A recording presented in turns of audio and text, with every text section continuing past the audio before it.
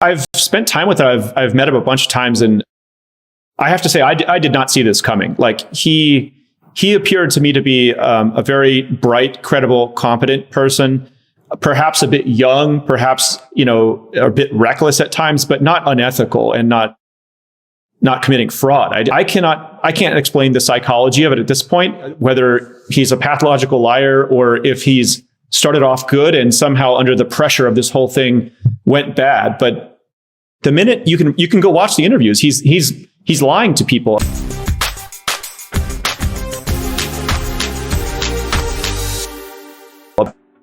Well, first of all, I think we were all shocked that somebody like Sam, who seemingly is so smart and capable, ended up in this situation where he appears to have done something quite unethical and illegal. So, my job right now this week has been to go out there and just help people understand that Coinbase is not like that. We've been pursuing a different strategy for the last 10 years. We're a public company. We're regulated. Our financial statements are audited. They can show that, customer funds are segregated. They're backed 1-to-1. We're not investing customer assets without their explicit direction. And so that's been the first step, is just to make sure people understand that.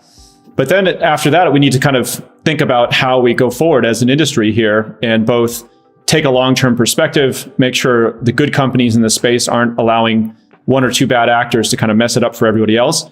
And it feeds into the whole regulatory story too, because companies like Coinbase are already regulated, but we're regulated like a traditional financial service business. But we don't have clarity about the crypto specific regulations, like what's a commodity, what's a security. And that lack of regulatory clarity, I believe, has pushed a lot of this business offshore to these less regulated exchanges. That's part of what caused the blow up today. They were based in the Bahamas, and there's not sophisticated financial regulators overseeing what they were doing. My understanding is, and again, this is from people I've talked to, and I spoke with Sam and CZ briefly during this, but I didn't get details from them. I got it from other people. I spoke to Sam about, he was trying to raise emergency financing and things like that. And I spoke to CZ about why he was considering buying the asset. I thought it was a bad idea. But my understanding of what happened at this point, and again, I don't have all the facts. This is just my understanding, is that, FTX was in a position where they had this market maker, Alameda, that was investing in risky things. And that's fine. Like market makers, hedge funds, they're designed to take more risk. It appears at this point that back during the last shakeup in the crypto industry, where, Terra Luna and Voyager and Celsius and Three Arrows went under, it appears that Alameda took a big loss at that time as well. They may have even been underwater. And instead of just saying, hey, this hedge fund's going to blow up too, which would have been unfortunate. People would, Sam would have lost money. It's embarrassing, but it's not illegal for a hedge fund to blow up. It happens with some regularity. Instead of just letting it blow up, it seems like at this point, he took customer funds. It seems they had this solvency issue. And instead of just letting it blow up, Sam basically said, hey, we have a bunch of customer assets over here at FTX, or he somehow basically made a loan from FTX into Alameda to try to prop it up. I don't know why he did that. That's the moment in my mind where he crossed the line into probably committing fraud. And I think he probably lied to users, lied to investors, and he went around and tried to bail out these different companies like Voyager and BlockFi, and to sort of prop up this thing. And maybe he thought he could trade his way out of it or something. I'm not sure, but that seems to be where the mistake was made. So if you're a regulated financial service business, but you're not a bank, we're regulated as a trust company, a money transmitter, et cetera. You're required to hold customer assets one for one, denominated in the asset. So in other words, if you say the customer has one Bitcoin, you have to hold one Bitcoin. If they say they have $100, you have to hold $100.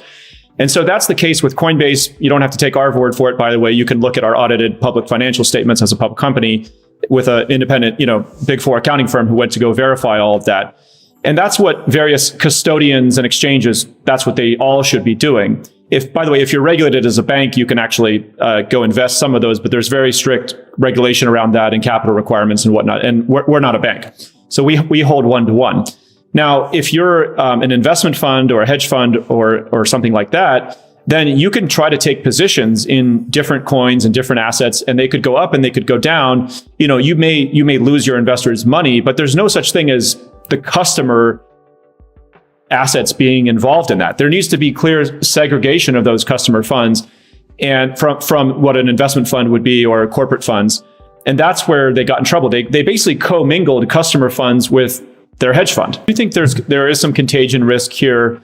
I think there's other firms that had, first of all, there's firms that had money just sitting in FTX, and that's now going through bankruptcy court. So that's been bad. I mean, Multicoin came out publicly and said that they had 10% of their portfolio sorted on FTX. There's other firms that Alameda may have had loans with, and those firms are probably struggling. I don't want to say who, but we have received a couple of inbound calls from other people trying to get emergency financing. There's people who may have just totally different from FTX and Alameda. They may have just had their own portfolio that they took margin or leverage on to buy crypto. And now as the prices have come down a little bit, they're getting stopped out. So that's all been very challenging. And I again, just for the sake of clarity, I should say that Coinbase did not have any material exposure to Alameda FTX or FTT token. So look, I don't know who inside FTX's and its orbit of companies actually knew that the fraud had been taking place. It would not surprise me. I have no idea, to be honest, but it would not surprise me if FTX US people and employees had no idea that this was happening. I'm imagining if Sam was doing, when he started doing this, he probably wanted to keep it to a very small group. Otherwise, this is the kind of thing that leaks and the whole thing blows up. Now, that being said, I don't necessarily think FTX US is worth anything as a business right now because of the brand being so tainted. And there probably was not great separation of these entities in the sense of, like, did they have truly separate boards and beneficial owners and governance? And Sam seems to have, it appears that FTX didn't really have a CFO or maybe even like a real board or anything like that. I'm not an expert at this, but my high level understanding is that the bankruptcy courts will essentially, and I believe they filed bankruptcy in the US, which is an interesting thing. I didn't know why they did that versus Bahamas. But anyway, the bankruptcy court will basically go through and try to find any assets of value. So, I mean, they still have some tokens and value. They have a venture portfolio. I think Sam owned 9% of Robinhood. There's various things that they may own. And then they'll kind of auction those off to various bidders on distressed assets and then try to distribute those funds to the customers. I don't know the exact process beyond that, though. My guess is it's a little more like Enron in the sense that, I mean, yes, they were over-levered and that kind of thing, but the minute that they moved customer funds in some way, shape, or form to backstop the hedge fund, that was, in my mind, fraud. And, that's more like Enron. Well, I think it's really important to distinguish between the centralized players in crypto, which are custodians, exchanges, et cetera. Coinbase has a big business there. And the decentralized players, which are, self-custodial wallets, DeFi protocols, Web3, that whole world. So the centralized players should be regulated. And today they're regulated already like kind of traditional financial service businesses. But they don't have the regulation clear when it comes to the crypto aspects. So for instance, in the US, we actually don't still have clarity about what is a commodity, what's a security, which one should CFTC regulate versus SEC, that kind of thing. And that lack of regulatory clarity, and frankly, the climate of regulation by enforcement, the negative rhetoric from Chair Gensler in particular, has created this sort of chilling effect in the US that has pushed a lot of that centralized actors' activity offshore. In fact, 95% of the trading volume in crypto is now outside the United States, and it's come down a lot since the beginning of this year even. Now, the decentralized players, self-custodial wallets, DeFi, Web3, this is where crypto really has an opportunity to make a more fair and free and transparent system, because you can go look at any smart contract to see exactly what it's doing. Anybody can audit the code. If you have a self-custodial wallet, you can just trust yourself. You don't have to trust any other intermediary out there. And that's where you get true decentralization. And there's a lot of good things we can do there around making social recovery mechanisms and MPC wallets and things like that. So luckily, since then, we have had a lot of productive dialogue with both the SEC and the CFTC and Treasury and all kinds of people in Congress. And I do think the US is making some steps in the right direction. There was a bill going through Congress recently called the DC CPA, or the Stabenow-Boozman bill, although it's having some challenges now, frankly, due to this FTX blowup, because SBF was one of the people sort of pushing that bill forward.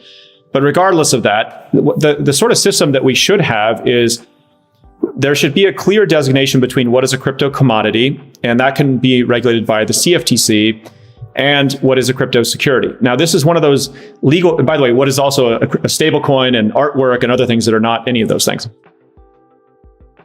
The challenge lies in that there's kind of a fuzzy line between what is a commodity and what is a security. And a lot of this law is based around the Howey test, which says a security is an investment in a common enterprise with an expectation of profit. But that just hasn't happened, and it's a missed opportunity in the U.S. Well, there is this concept of like an exchange token, and there's a couple other firms out there that have them, and that's something we haven't done. And I think you're right. Like the actual utility of those things is a little questionable, and so if someone's going to sort of mark those up on a low supply and then a low float, and then somehow leverage that's going to get yourself into trouble. But look, I don't want to throw out the entire concept of people creating tokens. I think there's actually a lot of good stuff there. And it comes down to this idea of if you're trying to raise money for your company and through a token, that's fine. That should be a security. And there should be a regulated way to do that in the US. Like go register it with the SEC, let it trade on broker dealers. That's what we've been wanting to do for a long time. And the SEC is taking their time getting there. They don't, Gensler, to be honest, he doesn't seem that excited about the idea of this whole industry existing. And so anyway, but it should exist, and it should be happening in a regulated way. So if people want to issue a token that's raising money for a company, let's regulate it as a security. If they want to issue a token that's truly on a decentralized protocol, or it has some other purpose like voting in a DAO or rewards or something like that, then that's probably not a security. And let's be honest about that and allow those things to trade in a different environment, a different regulator under the CFTC. So again, I'm speculating here. I mean, I've spent time with him. I've met him a bunch of times, and I have to say, I did not see this coming. Like he appeared to me to be a very bright, credible, competent person, perhaps a bit young, perhaps, a bit reckless at times, but not unethical and not committing fraud. I definitely did not see that. If I look back to see, were there any warning signs that I should have thought twice about it? One of the things I noticed was that in 2021, Coinbase had a good year. We did $7 billion in revenue, $4 billion of positive EBITDA. We became public as a company. At that time, FTX did about $1 billion in revenue. And I knew how much money we had for our venture budget and just like different investments we wanted to make. And I knew their revenue. And I had to scratch my head a bunch of times. And I was like, where is this guy getting all this liquidity? Because he was like buying 9% of Robinhood. He was putting like $1 billion into this. He was donating to all these politicians.